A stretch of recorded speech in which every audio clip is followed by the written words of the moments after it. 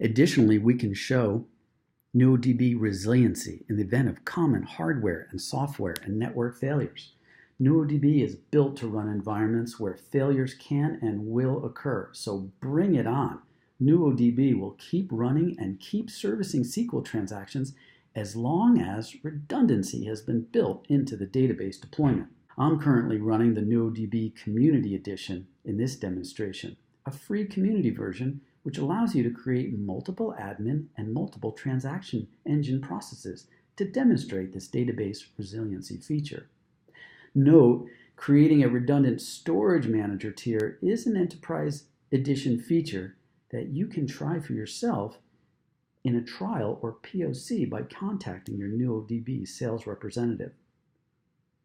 So let's start by introducing a failure into the system by killing a TE process and see how OpenShift and NuoDB work together to quickly replace that process, and virtually there will be no impact to our running application.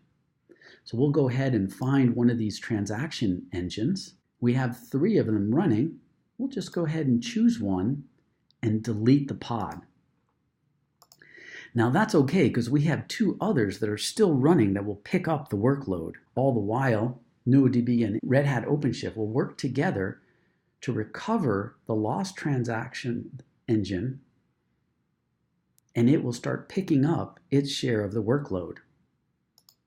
By clicking over to NuoDB Insights, we'll soon see the impact to removing a transaction engine and how quickly the system was able to recover.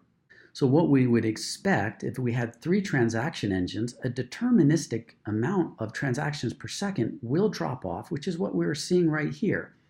We see that our transaction count went from 3 down to 2, but while the database was in a recovery mode, which we can see the transaction counts are already starting to climb, and that our transaction count has returned to 3.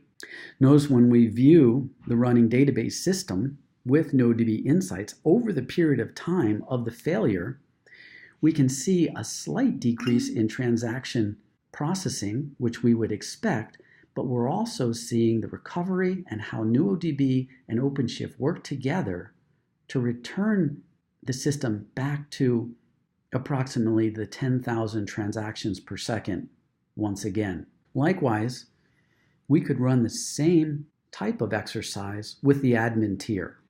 I'll leave this as an exercise for yourself to give it a try. The NuoDB Community Edition is free and available for you to run through this type of demonstration.